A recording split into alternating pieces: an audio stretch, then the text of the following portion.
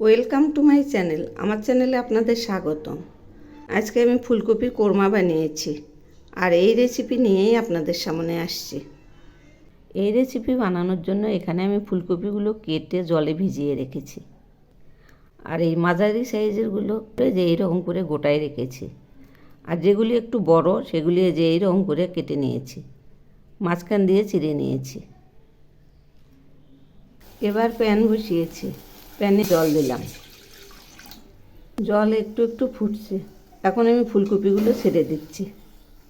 এগুলি এখন হালকা করে ভাপিয়ে নেব। একটু নেড়ে দিচ্ছি। এই ফুলকপিগুলো ভাপানোর একটাই কারণ, এর মধ্যে অনেক কীটনাশক থাকে, আর যদি কোনো রকম পোকা থাকে তাহলে বেরিয়ে যাবে। যদিও এর মধ্যে পোকা নেই, তারপরেও বলছি আর একটু ভাপাবো। ভাপানো হয়ে গেছে। এই যে দেখুন, এগুলির কালার চেঞ্জ হয়েছে। এখন এগুলি সেঁকে নেব। এবার কড়াই বসিয়েছি। কড়াইয়ে ছোটো এক বাটি রিফাইন তেল দিলাম, আর এক বাটি দিলাম, কারণ কপি ভাজতে অনেকটাই তেল লাগে। তেল গরম হয়েছে। এখন আমি এর মধ্যে মাঝারি সাইজের দুটো পেঁয়াজ এইরকম রিং করে কেটে নিয়েছি, এগুলি বেরেস্তা করে নিচ্ছি। একটু নেড়ে দিচ্ছি। আর একটু ভাজা হবে। ভাজা হয়ে গেছে, এবার নামিয়ে নিচ্ছি।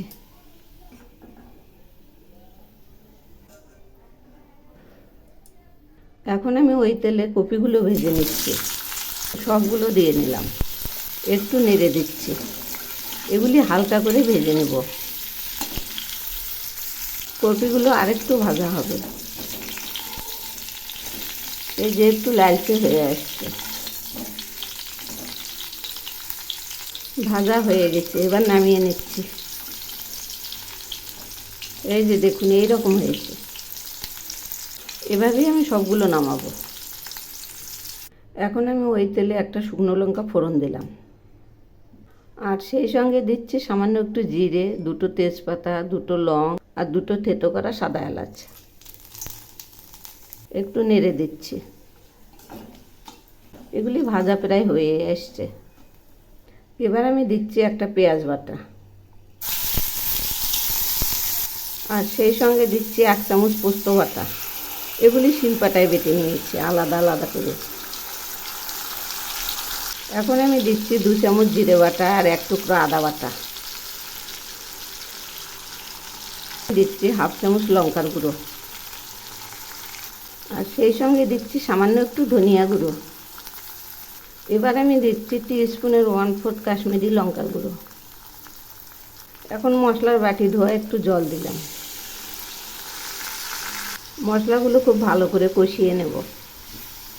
এর মধ্যে আরও মশলা দেওয়া বাকি আছে, সেগুলি একটু পরে দেব। এখন আমি দিচ্ছি 5-6 কোয়া রসুন বাটা। এই মশলাগুলো খুব ভালো করে কষিয়ে নেব, যাতে এর কাঁচা গন্ধটা না থাকে। এই মশলা কষানো হতে হতে এখানে আমি 3 চামচ টক দই নিয়েছি, এগুলি এখন ফেটিয়ে নেব। মশলাগুলো আবার একটু নেড়ে দিচ্ছি। দেখুন, এগুলির কালার চেঞ্জ হয়ে আসছে, এখন প্রায় হয়ে আসছে। এবার আমি ফেটিয়ে নেওয়া দইটা দিয়ে দিলাম।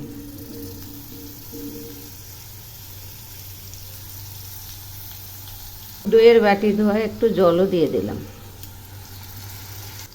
এবার আমি দিচ্ছি 1/2 চামচ চারমগজ বাটা আর 7-8টা কাজু বাদাম বাটা। এগুলিও একসঙ্গে বেটে নিয়েছি। এই বাটাটা একটু শেষে দিলাম এই কারণে, তাছাড়া লেগে যাবে আর ফ্লেভারটাও নষ্ট হয়ে যাবে, তাহলে পেঁয়াজ ভাজাটাও ভালো হবে না, সেই জন্যই একটু পরে দিলাম। এগুলি আরেকটু কষিয়ে নেব। এবার আমি এর মধ্যে দিচ্ছি 1 চামচ ঘি। আবার একটু নেড়ে দিচ্ছি। এই মশলাগুলো আরও কষাবো।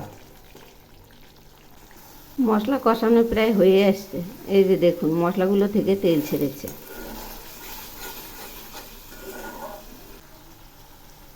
এবার আমি এর মধ্যে দিচ্ছি স্বাদ মতো লবণ, আর দিচ্ছি সামান্য একটু চিনি। এই রান্নাটা একটু ঝাল ঝাল মিষ্টি মিষ্টি হবে। কষানোর সময় চিনি দিলে কালারটা খুব সুন্দর আসে। এই যে কষানো হয়ে গেছে। এখন আমি এর মধ্যে ভাজা ফুলকপিগুলো ছেড়ে দিলাম। এবার মশলাগুলো দিয়ে একটু কষাবো।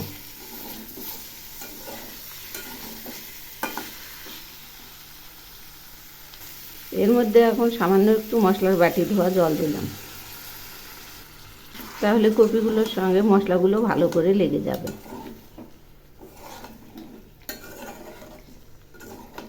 তো বন্ধুরা, আমার রেসিপি যদি আপনাদের ভালো লেগে থাকে তাহলে সাবস্ক্রাইব করে আমার পাশে থাকবেন আর কমেন্টস করে জানাবেন কেমন লাগলো।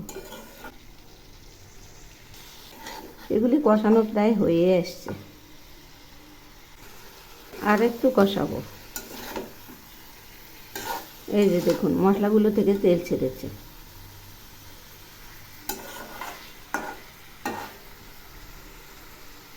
মশলা কষানো হয়ে গেছে, এখন আমি জল দিয়ে দিলাম। একটু নেড়ে দিচ্ছি। এই ফুলকপিগুলো একটু সেদ্ধ হবে।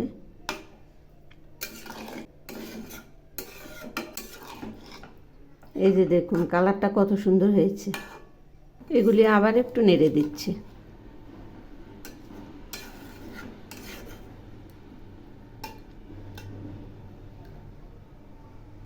এগুলি আরও কিছুক্ষণ ফুটবে, একদম মাখা মাখা হয়ে যাবে। এখন আমি এর মধ্যে দিচ্ছি এই বেরেস্তাগুলো।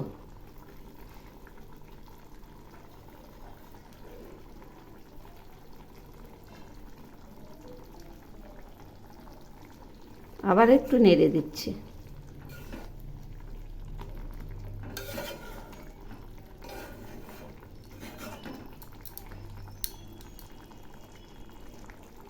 রান্নাটা প্রায় হয়ে এসছে, আর একটু হবে।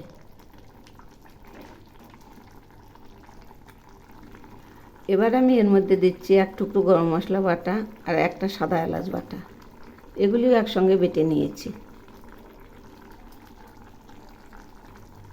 একটু নেড়ে দিচ্ছি।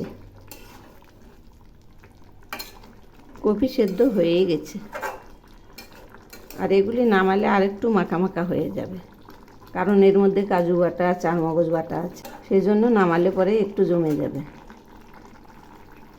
সব শেষে আমি দিচ্ছি 1 চামচ ঘি। এবার নেড়ে চেড়ে নামাবো। এই যে দেখুন একদম মাখা মাখা হয়ে আসছে। দেখুন একটু ঠান্ডা হওয়ার পর গ্রেভিটা কতটা ঘন হয়েছে।